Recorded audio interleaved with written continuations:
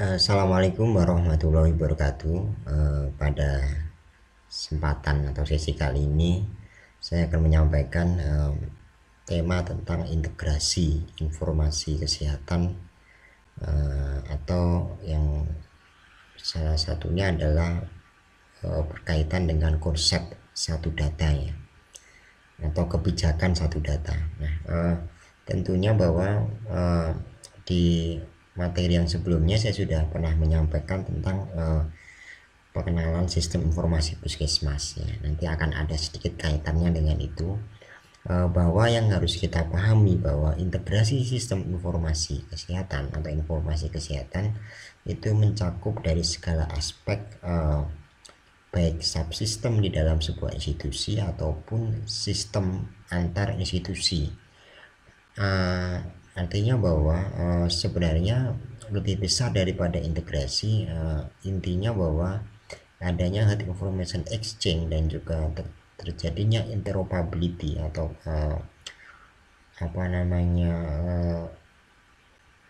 konsep satu data yang dimana antar institusi datanya bisa saling berkaitan satu sama lain dan menjadi satu. Itu merupakan salah satu kebijakan dari yang diwacanakan pemerintah ya beberapa waktu yang lalu, bahwa sebenarnya prinsip satu data merupakan prinsip dasar untuk mengelola dan menyelenggarakan data yang sifatnya akuntabel dan integritas. Konsep satu data yang dalam konteks sistem informasi kesehatan, bahwa ada 3 pokok dalam konsep satu data. Kalau kita lihat, pertama adalah satu data atau standar data. Artinya bahwa baik instrumen yang digunakan, kemudian pertukaran data, konversi data atau informasi, satuan, tabel, dan seterusnya, itu menggunakan standar yang sama. Kemudian yang kedua adalah satu metadata baku. Artinya bahwa ada metadata yang terstandar ya, yang menggambarkan sebuah profil lengkap dalam sebuah data. Kalau kita berbicara dalam konteks bahwa data itu sudah terstandarisasi, ya otomatis pasti metadatanya pun juga sudah baku. Nah, kemudian yang ketiga adalah konsep satu portal data. Artinya bahwa ada satu portal data yang umum, dan di situ ketika kita membuka satu sistem informasi atau portal data, maka semua data kegiatan kesehatan ya, baik riwayat kesehatan si penduduk atau pasien A yang dia berobat kemana saja, di vaskes mana saja, itu langsung bisa diakses di situ. Dan juga integrasi antara data di Kementerian Kesehatan, kemudian BPJS, Disdukcapil berkaitan dengan kependudukan dan lain sebagainya, yaitu dapat diakses dalam satu pintu ya. Itu disebut sebagai satu portal data. Nah, yang harus kita pahami sebenarnya kebijakan satu data kesehatan ini merujuk pada kalau kita lihat ada 3, kalau digambarkan dalam sebuah segitiga, itu kan ada 3 segitiga yang menjadi penumpang dari kebijakan satu data kesehatan. Yang pertama adalah segitiga pertama adalah berbagai data itu memungkinkan adanya data sharing melalui interoperability.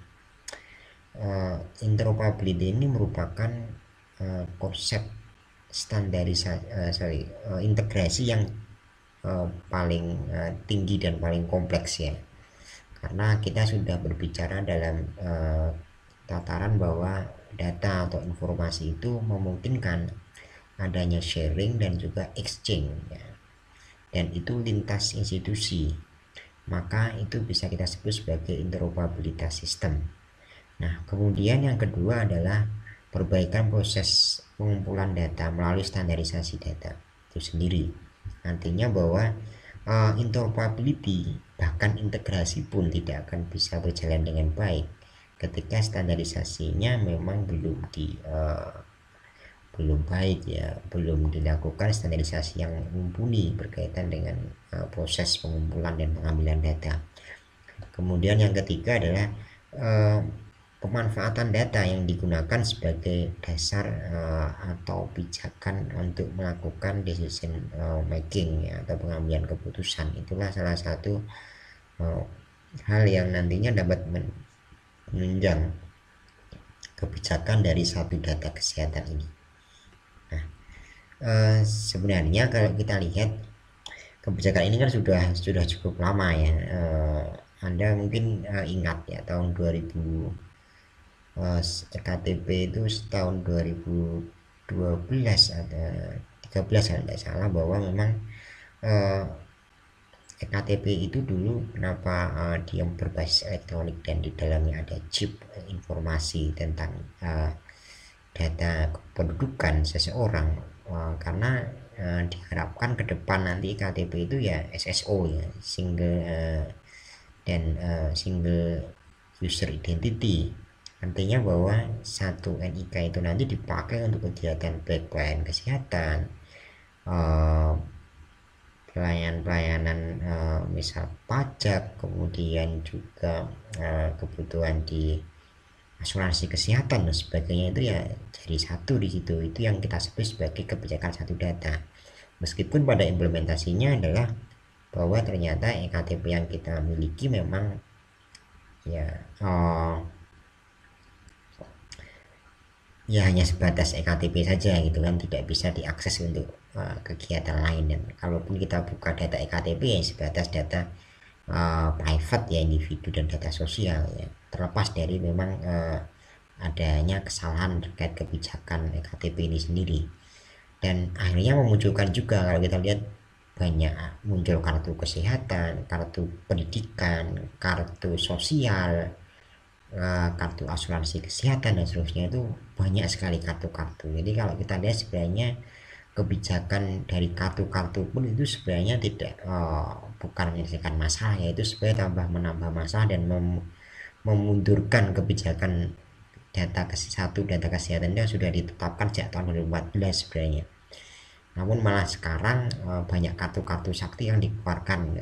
Contoh misalnya yang terakhir adalah adanya kartu prakerja dan seterusnya. Nah itu sebenarnya memang kalau kita lihat basis data kita itu satu, NIK gitu kan. Intinya itu memungkinkan sekali untuk kita melakukan semua kegiatan itu terintegrasi dalam satu data, sehingga telusur record baik medical record ataupun riwayat kesehatan pasien ataupun pelayanan yang dia terima itu akan sangat mudah sekali. Nah, namun kalau terlalu banyak kartu ya itu namanya bukan satu data ya, tapi itu lebih ke malah terjadinya duplikasi dan redundansi data. Oke, terkait kedudukan SIK dalam sistem kesehatan, saya kira beberapa di materi-materi yang sebelumnya sudah saya jelaskan ya. Kalau kita lihat memang sistem informasi itu kan dimulai dari yang paling kecil ya. Ada sistem informasi di Fasiankes, kemudian ada sistem informasi di kabupaten kota dinas, kemudian sistem informasi di provinsi dan nasional. Kita bisa lihat di sini. Nah, terkait pelaporan ya pasti dari Fasiankes baik rumah sakit, klinik, puskesmas, dokter praktek dan seterusnya, dia harus melaporkan data ke tingkat kabupaten kota. Baik program apapun ya semua dilaporkan ke kabupaten kota. Nah disinilah sistem informasi kesehatan kabupaten kota dapat langsung melaporkan ya, atau mendapat informasi langsung dari tingkat pusat. Namun dia tetap juga harus melaporkan ke tingkat provinsi dan baru ke nasional. Nah tatarannya kalau kita lihat sistem informasi di Fasiankes itu memang ya lebih kepada sifatnya manajemen klien, pasien, institusi, program dan seterusnya. Kemudian kalau tingkat kabupaten kota ya lebih kepada sistem kesehatan dan manajemen kabupaten kota, ini provinsi dan cukupnya nasional. Nah kemudian ada beberapa masalah yang memang menjadi masalah di Fasiankes ya, atau kaitan dengan kendala terkait aliran data. Pertama adalah ya banyak yang SIMPUS atau SIP atau SP3 nya memang belum optimal ya, karena banyak program mengembangkan sistemnya sendiri-sendiri, sehingga memang banyak sistem yang stand alone ya, tidak terintegrasi satu sama lain. Nah kemudian format dalam pelaporan ya cenderung memang terus kemunculan, sehingga kadang-kadang memang laporan yang dilakukan oleh puskesmas itu ya overload ya, terlalu banyak. Kemudian format pelaporan tidak terstandar. Pasti kita jumpai ya bahwa di setiap fasiankes antar puskesmas pun form yang digunakan kadang-kadang berbeda, dan database yang dia pakai pun juga standarnya berbeda. Inilah yang sangat menjadi masalah dan mengganggu dalam proses integrasi sistem itu sendiri. Kemudian yang keempat adalah sistem informasi RS dan sistem informasi lainnya masih terpisah atau banyak yang terfragmentasi ya. Jadi masih banyak sih, misalnya contoh sistem informasi rumah sakit dengan sistem informasi gizi, SIH, SITT, di tuberkulosis dan HIV/AIDS itu kan juga laporannya ya terpisah gitu kan. Di CMRS juga dilaporkan, di SIH atau situ juga dilaporkan. Nah, itu juga masih banyak beberapa aplikasi yang masih sangat terfragmentasi ya, atau standalone berdiri sendiri. Nah kemudian memang adanya banyak kesimpang siuran sistem pencatatan dan pelaporan ya.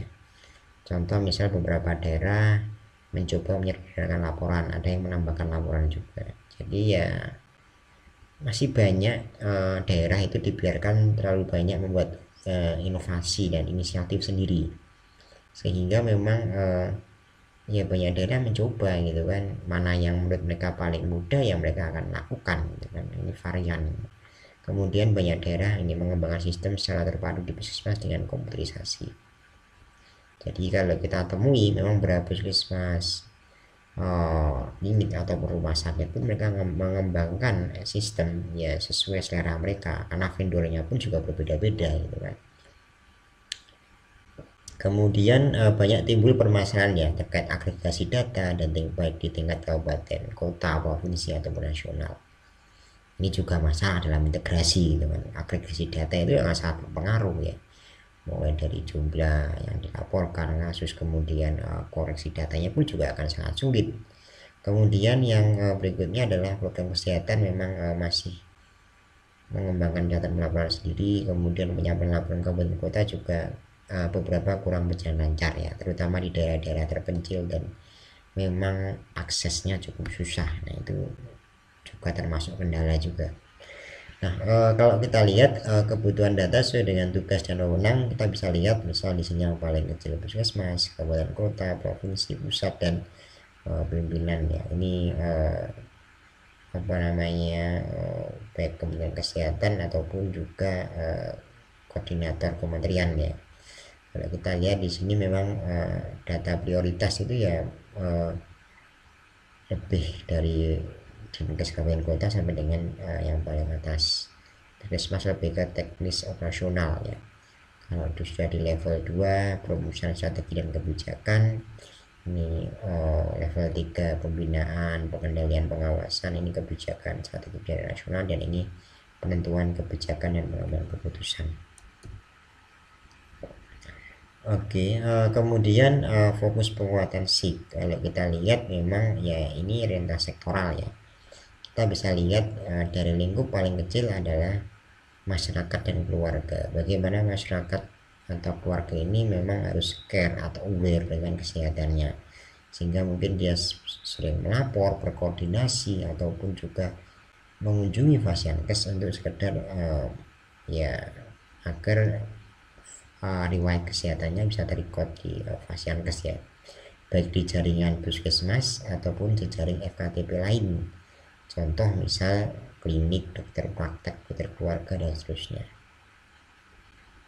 Nah, ini puskesmas FKTP, ini jaringan puskesmas, ini jejaringnya ya. Ya biasanya masyarakat ya paling kecil ya aktif di posyandu sesuai dengan tingkatan usia dan kebutuhannya. Kemudian dinas kabupaten kota di sini juga berkaitan koordinasi data dengan rumah sakit ya, FKTR. Kemudian ya dinkes Kemenkes, lintas sektor. Nah, sektor itu banyak ya, nanti hampir semua ini masuk sini. BPJS Kesehatan juga. Lintas sektor termasuk Dukcapil, kemudian Kementerian Agama misal, Kementerian Pendidikan, pajak dan seterusnya. Kenapa ini penting? Karena penguatan SIK itu memang fokus pada integrasi atau integrasi data secara menyeluruh, artinya bahwa setiap institusi itu ya dapat mendapatkan data dari fasilitas yang lain berkaitan dengan riwayat kesehatan atau pelayanan diterima oleh seorang pasien atau keluarga. Nah, kalau kita lihat di sini kan ada kaitan ya, memberikan dan diberikan gitu kan. Ini kan ada data timbal balik bahwa memang semua data itu terintegrasi satu sama lain. Lintas sektor sangat penting untuk mendeteksi apakah memang orang yang bersangkutan itu, kalau contoh ada di Dukcapil ya, itu mendeteksi apakah yang bersangkutan itu ada di jaringan atau wilayah kerja puskesmas di wilayah tertentu. Kemudian untuk mendeteksi juga terkait kepesertaan mereka dengan BPJS. Kemudian kalaupun berkaitan dengan pendidikan ya, untuk mendeteksi mereka terkait informasi pendidikan yang dia terima. Kalau berkaitan dengan pajak, mungkin bisa mendeteksi terkait kemampuan dia, apakah membayar pajak rutin. Kalaupun tidak mampu membayar pajak, otomatis dia masuk kategori orang yang perlu bantuan dan seterusnya, sehingga nanti terkait pembiayaan kesehatan pun juga ada kebijakan yang berbeda. Kemudian nah ini fokusnya lebih ke sini ya, penataan data dan transaksi, karena memang harus kita sadari bahwa puskesmas atau FKTP lain, klinik keluarga dan rumah sakit, memang sistemnya masih cukup varian ya, variannya cukup banyak, sehingga terjadi fragmentasi sistem yang memang hampir semua tempat itu pasti berbeda-beda. Kemudian kalau yang makanya perlu ada penataan data dan transaksi. Kemudian untuk yang level kabupaten, kota, provinsi dan Kemenkes, ini lebih kepada bagaimana optimalisasi aliran dan integrasi data itu sendiri. Artinya secara keseluruhan nanti adalah peningkatan pemanfaatan data dan informasi. Nah, ini yang disimpulkan seperti ini ya.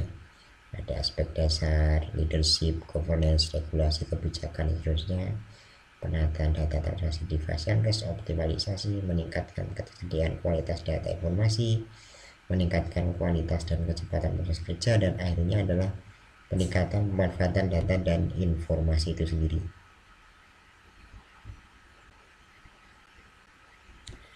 Ini tadi kalau kita lihat penataan data transaksi itu meliputi penataan integrasi, pencatatan pelaporan puskesmas dan implementasi SIMPUS dan SIP elektronik ya.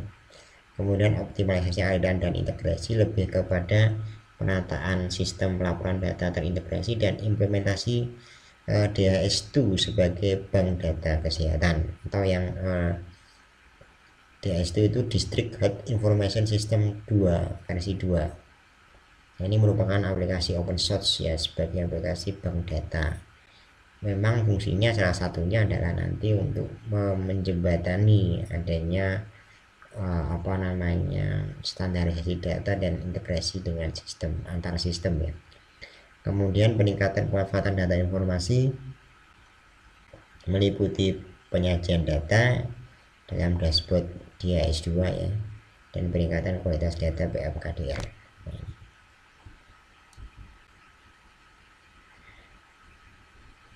Nah, inilah gambaran integrasi menuju satu data, standar data, satu metadata, dan satu portal data, satu data kesehatan. Di sini, ini kondisi kita saat ini masih sangat terfragmentasi ya, banyak ditjen, badan, pusdatin dan sebagainya itu terpisah sama lain. Nah, kita nanti menuju ke integrasi. Integrasi itu antar satu komponen itu berkaitan dengan yang lain, jadi satu data. Nah, kita lihat kan ini berbeda ya, ini dengan ini beda, ini tidak ada urusan dengan ini tidak ada urusan dengan ini dan seterusnya. Tapi kalau kita lihat di sini, integrasi itu berarti semua aliran data itu bisa diakseskan dan dialihkan sesuai dengan kebijakan dan privacy data yang akan digunakan dalam sebuah sistem.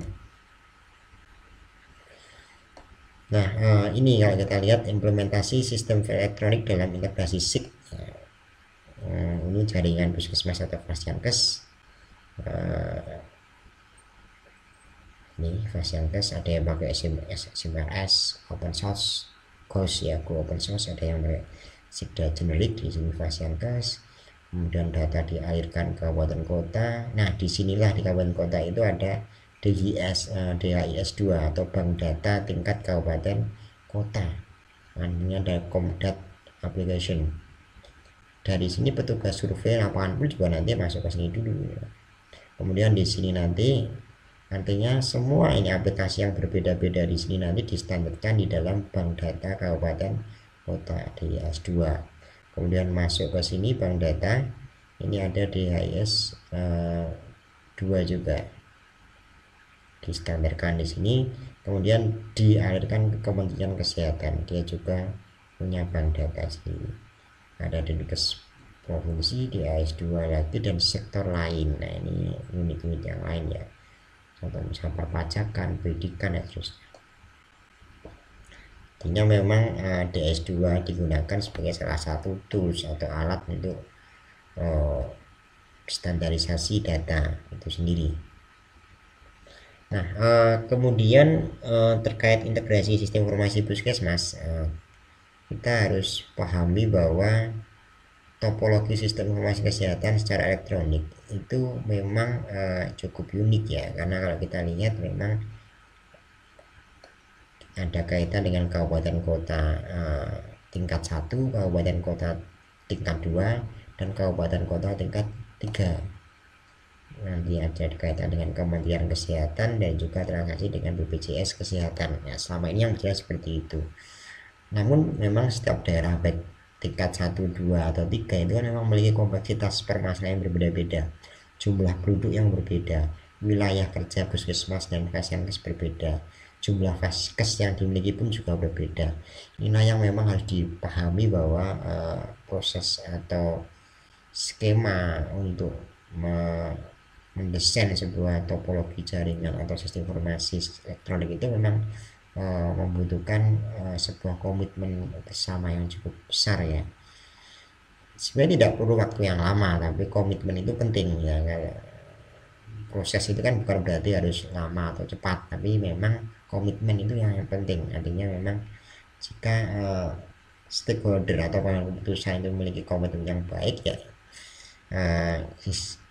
integrasi dan juga implementasi sistem informasi berbasis elektronik secara menyeluruh pun juga akan jadi lebih mudah. Nah, ini gambarnya integrasi dengan konsep interoperabilitas sistem ya, karena menuju ke information exchange ya. Kalau kita lihat, Anda bisa lihat ini kondisi saat ini itu yang ada yang biru-biru ya. Kondisi saat ini masih seperti ini ya, misalnya aplikasi Komdat, SIGDA generik, kemudian ini Kemendagri, BPJS Kesehatan ya, kondisinya masih seperti ini gitu kan. Untuk Kemendagri itu sudah ada kaitan dengan aplikasi tertentu, tapi juga memang feedback balik datanya juga belum ada. Kemudian BPJS Kesehatan sudah, baik di Komdat, SIGDA dan juga beberapa aplikasi memang sudah terintegrasi dan interoperability system. Namun ini yang segera atau belum ya, misalnya sistem informasi yang lain ya, rumah sakit dengan Faskes dasar misalnya, saat ini belum gitu kan, tidak ada data rujukan yang valid. Misal si pasien A tinggal di daerah X, kemudian dia berobat ke puskesmas di daerah tersebut, kemudian dia dirujuk ke rumah sakit. Setelah dari rumah sakit, data di rumah sakit itu juga tidak kembali ke puskesmas, ya, hanya berhenti di rumah sakit. Nah, itu yang saat ini terjadi. Maka ketika nanti konsep satu data, maka si pasien nanti ketika berobat ke rumah sakit, datanya dia, riwayat dia selama berobat di rumah sakit pun juga nanti dapat diketahui di puskesmas. Datanya bisa dialirkan kembali ke puskesmas, sehingga sewaktu-waktu jika pasien tersebut berobat kembali ke puskesmas, di sistem pun juga akan sudah merecord kemarin pasien tersebut itu di rumah sakit mendapatkan pelayanan apa saja dan dia riwayat kesehatannya seperti apa. Nah, ini yang disebut sebagai data exchange, ada pertukaran data di sini. Dengan Kemenak pun juga sama, contoh misal untuk orang-orang yang mengalami penyakit-penyakit kronis dan usianya sudah cukup uzur, terkait data-data kesehatan yang banyak masalah di bidang banyak permasalahan terkait kondisi kesehatannya. Nah, dari sini langsung bisa terintegrasi dengan data di Kemenak, sehingga memang mungkin nanti pasien ini akan diprioritaskan untuk berangkat terlebih dahulu.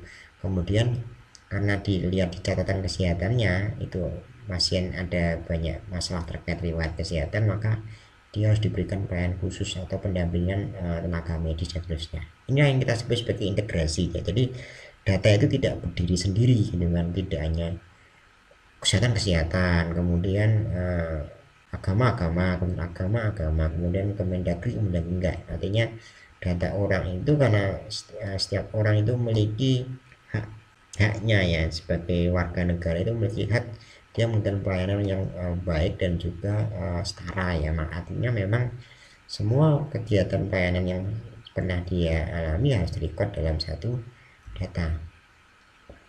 Nah, ini integrasi data atau sistem ini saat ini masih sangat terfragmentasi ya, banyak sekali Simpus, Siswomas, Puskesmas dan lainnya, banyak sekali kalau kita lihat.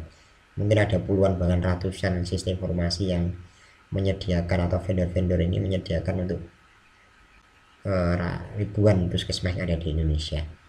Kemudian integrasi data kita nanti menggunakan data generik dan integrasi sistem ya, baik di SIHA, HIV/AIDS, SITT, tuberkulosis, program dan SIM masal ya, ini juga nanti terintegrasi.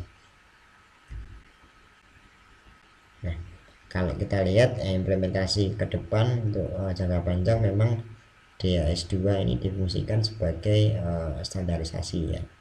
Contoh misalnya ada tabel pasien, HIV/AIDS, kasus malaria, TB,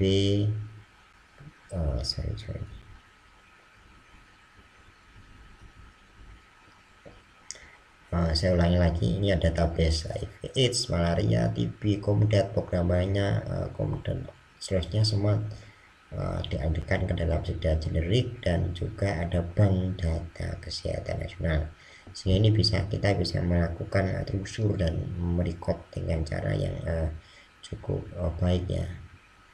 Kemudian ini model integrasi SIG ya. Kalau kita lihat kebijakan satu data itu kan sejak awal tahun 2014 ya. Bridging system ini jangka pendek antara 2014 dan 2016 ini sudah terlampaui ya. Dulu awal-awal BPJS ada kan isu saat itu kan bridging sistem BPJS dengan SIM-RS dan lain sebagainya. Ini sudah terlampaui.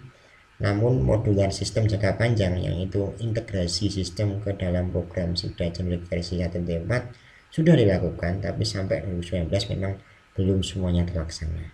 Maka artinya kebijakan satu data yang diterapkan sejak tahun 2014 belum selesai ya, dan ini sudah masuk 2020 masih belum selesai ya. Masih banyak data-data yang terfragmentasi. Kemudian ini beberapa implementasi terkait Simpus ya, nanti bisa Anda baca kembali terkait kegiatan